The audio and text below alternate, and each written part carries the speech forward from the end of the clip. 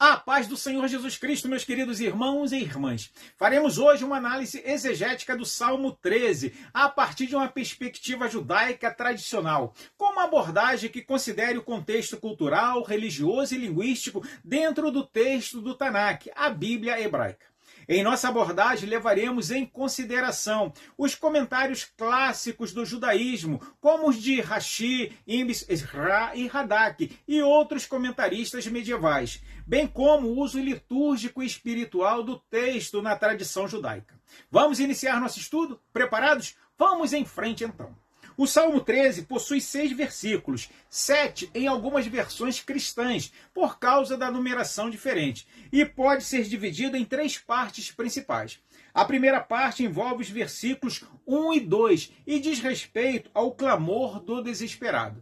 Os versículos 3 e 4 compõem a segunda parte, que trata do pedido de auxílio divino. Por fim, a terceira parte é a declaração de confiança e louvor e envolve os versículos finais, 5 e 6. O Salmo começa com 4 vezes a expressão Andianã, o que reforça o tom de angústia. A repetição é um recurso hebraico que expressa intensidade emocional. O uso contínuo do verbo no aspecto imperfeito sugere uma dor ainda não resolvida, presente e constante, pois o salmista enfrenta depressão, desânimo, uma aflição terrível, tendo a impressão de que Deus se afastou dele e que não se importa em socorrê-lo. Entretanto, há 2 lições importantes que devemos observar. A primeira é que as orações dos justos não podem ser atendidas imediatamente e pode parecer que Deus não está dando importância a elas. A impressão do abandono por Deus pode ocorrer no crente durante enfermidades, problemas financeiros ou outros casos severos, envolvendo família, emprego ou igreja. Em tais ocasiões, devemos orar para que o Espírito Santo nos dê a certeza de que ainda nos regozijaremos na salvação divina. A segunda lição a ser observada é que, se estamos buscando a ajuda de Deus mediante a fé real em Jesus Cristo, a demora de Deus não significa que Ele nos abandonou. Muito pelo contrário, Ele pode ter outro propósito em nossa vida e não estamos percebendo. Assim, a atitude certa ante a aparente demora de Deus é confiar no seu infinito amor e lembrar-nos que Ele já nos livrou e abençoou anteriormente. E não esqueçamos que o amor compassivo do Senhor se manifestará quando e como Ele quiser. Na tradição judaica, os salmos, terrelins, são compreendidos como orações inspiradas, profundamente pessoais e ao mesmo tempo coletivas. O Salmo 13 é atribuído ao rei Davi e é visto como modelo de como lidar com a angústia espiritual e emocional diante de Deus. Sob a ótica judaica, nos chama a atenção a expressão descrita no verso de número 1. Até quando de mim esconderás o teu rosto? Ester pani, em hebraico, é esconder o rosto de Deus. Esse é um conceito central na teologia judaica, pois quando Israel sofre, acredita-se que Deus está escondendo o seu rosto.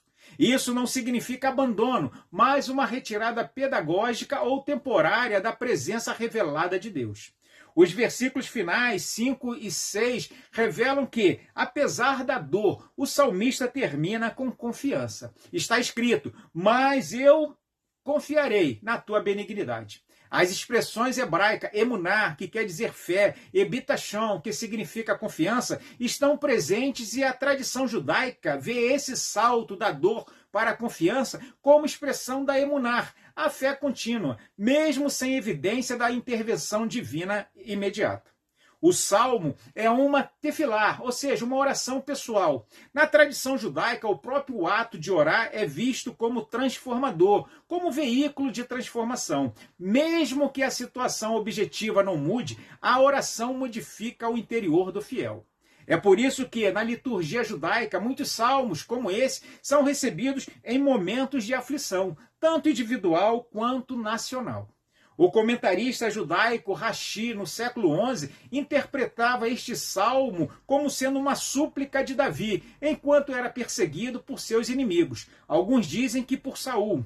Para ele, a repetição de até quando mostra o acúmulo de angústia, tanto física quanto espiritual. Ele destaca que, mesmo sem resposta imediata, Davi conclui com louvor, mostrando confiança em Deus.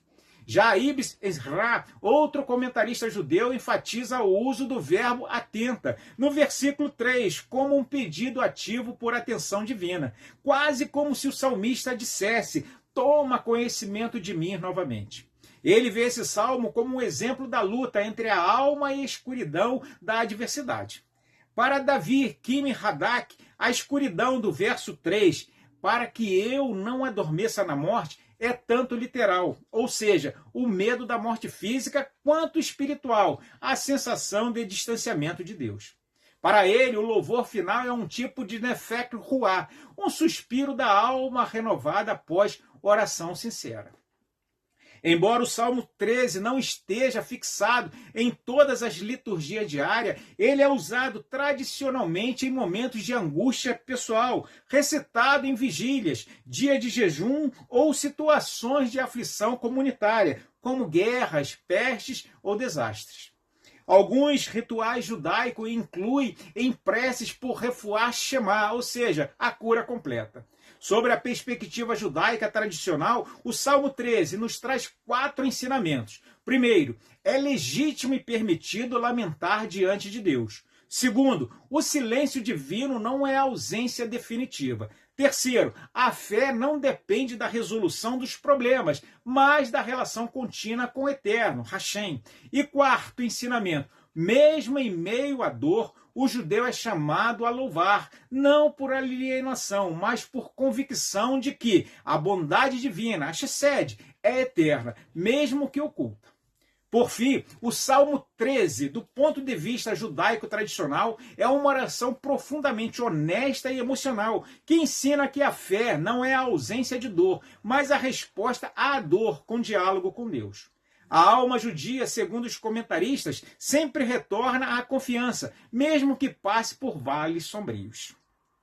Chegamos assim, meus irmãos, ao final deste vídeo. Esperamos que este estudo do Salmo 13 motive cada um de vocês a nos acompanharem na análise dos salmos seguintes. No próximo vídeo, analisaremos o Salmo 14. Enquanto isso, acessem nosso canal no YouTube. Assista, compartilhe, comente e se inscreva para serem avisados todas as vezes que lançarmos um vídeo novo. Fiquem com Deus e que Deus os abençoe em Cristo Jesus.